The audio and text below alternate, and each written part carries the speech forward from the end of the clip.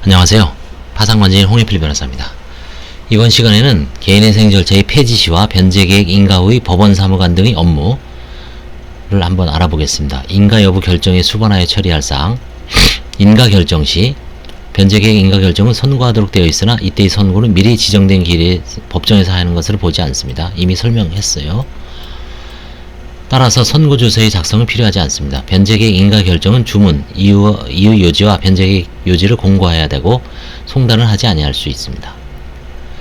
법원 사무관 등은 공고한 날짜 방법을 기록에 표시해야 되고 실무상으로 기일 등 진행사항표에 공고한 날짜 방법을 기록하게 됩니다.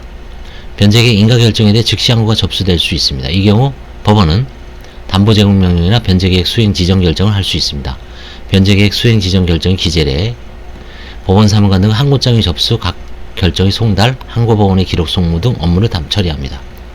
항고심의 심리 결과 즉시 항고가 기각되면 법원 사무관 등 즉시 항고인에게 항고심 결정을 송달해야 하고 즉시 항고가 받아들여져 원심 결정이 취소되고 사건을 1심 법원에 환송할 경우는 채무자가 즉시 항고인에게 항고심 결정을 송달해야 합니다.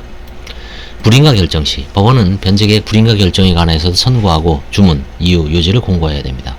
송달을 하지 않아야 할 수 있으나 채무자에 대한 즉시 항고권의 실질적 보장을 위해 채무자의 결정물을 송달해 주는 것이 바람직합니다. 불인가하는 경우 변제계획 요지를 공고하는 것은 무의미하므로 변제계획의 요지는 공고 대상에서 제외된다고 봄이 상당합니다. 채무자가 변제계획은 인가 이전에 금원을 임차하였으나 변제계획안이 인가되지 못하고 개인회생 절차가 종료된 경우는 회생위원은 임시된 금원을 채무자에게 반환해야 하는데 이때는 채무자가 미리 신고한 금융기관의 예금계좌에 송금하는 방법으로 반환한 것을 원칙으로 하고 있습니다. 변제계획 불인가 결정에 대해서는 채무자가 즉시 항고를 할 수 있습니다. 이 경우 법원은 항고보증금 공탁명령을 할 수 있고 보증의 제공이 없으면 항고장 각하 결정을 하게 됩니다. 법원 사무관 등은 항고장의 접수, 항고보증금 공탁명령의 송달, 항고법원의 기록 송부 등 업무를 처리합니다. 항고심의 심리 결과 즉시 항고가 기각되면 법원 사무관 등은 즉시 항고인에게 항고심 결정을 송달해야 하고 즉시 항고가 받아들여져 원심 결정이 취소되고 사건은 1심 법원으로 환송할 경우에 채무자가 즉시 항고인에게 항고심 결정을 송달하여야 합니다. 인가전 폐지 시는 어떻게 해야 되는가?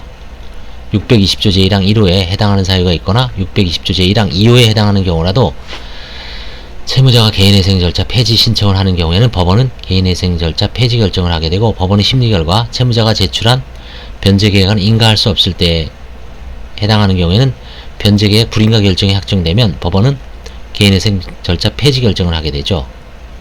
또한 변제계획의 인가 여부 결정 전에 620조 제2항 각호에 해당하는 사유가 인정되는 경우 법원은 폐지 결정을 할 수 있습니다. 이와 같은 경우 폐지 결정은 주문과 이유 요지를 공고해야 됩니다.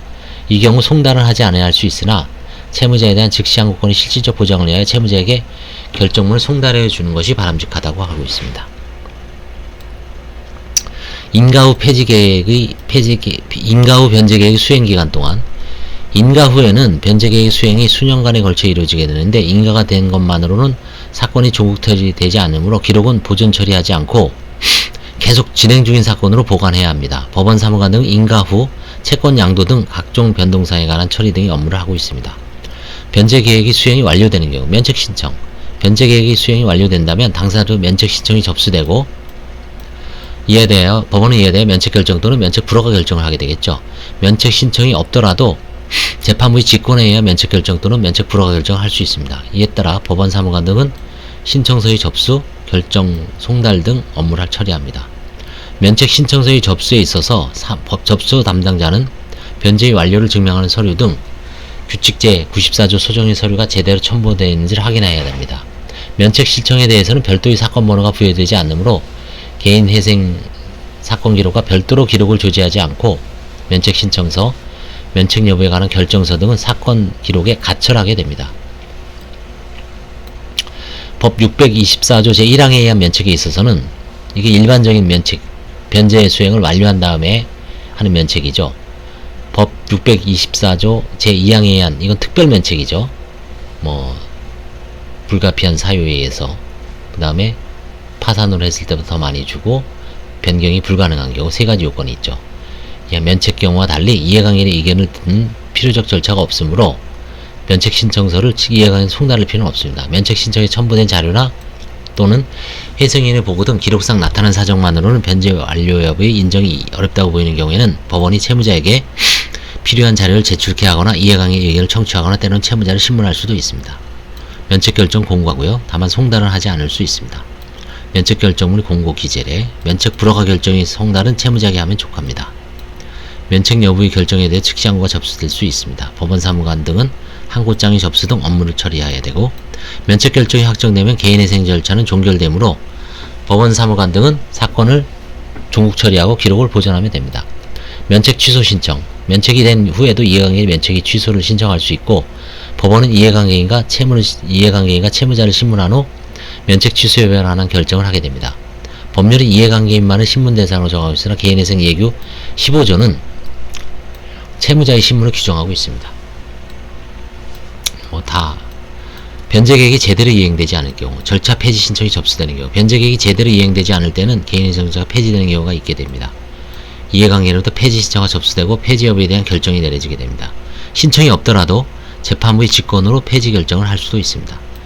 절차 폐지 신청은 채무자에게 송달해야 됩니다. 개인회생 절차 폐지 결정을 공고해야 되고 이 경우 송달을 하지 아니할 수 있으나 즉시 항고권의 실질적 보장을 위하여 채무자에게 결정문을 송달해 주는 것이 바람직하다고 합니다. 폐지 신청 기각 결정은 신청인과 채무자에게 송달합니다. 폐지 결정에 대하여서 즉시 항고가 접수될 수 있는데 이 경우는 인가전 개인회생 절차 폐지 결정의 경우와 같습니다. 면책 신청이 접수되는 경우, 변제계획이 제대로 이행되지 않을 때에도 경우에 따라서는 624조 제2항 특별면책이죠. 따른 면책 결정을 하는 수가 있습니다. 법원은 이해관계의 의견 청취를 거쳐 면책 여부의 결정을 하게 됩니다. 법원사무관 등은 이 경우 면책 신청의 접수, 이해관계에 대한 의견 청취서의 송달, 면책 결정의 송달 등을 해야 합니다.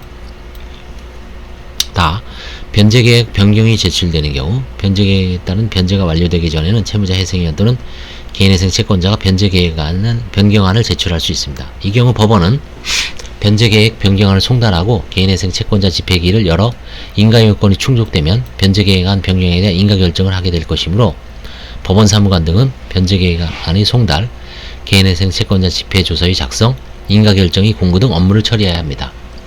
변제계획 변경안은 채무자의 재산을 소지하고 있거나 부담하는 자에게 송달해야 됩니다.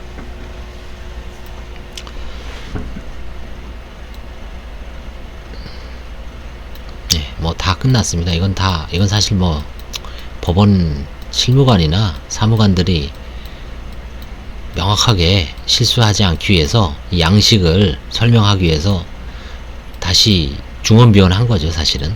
그래서 왜냐면 이 책은 판사도 그렇지만 사무관, 실무관, 변호사도 마찬가지고요. 채권자, 채무자, 모든 재반 당사자를 어떤 업무 편람이나 마찬가지이기 때문에 상세하게 기재된 것 같아요. 그런 것처럼 법원 실무관의 업무에 대해서 법원 실무제요의 기능도 겸하고 있죠. 그래서 이번 시간에는 이제 법원 업무, 법원 사무관이나 법원 사무관 등의 업무입니다, 주로. 그래서 마치고 다음에 이제 마지막으로 기록의 열람 등 복사, 그 다음에 개인회생 절차의 벌칙에 대해서 한번 해보도록 하겠습니다. 감사합니다.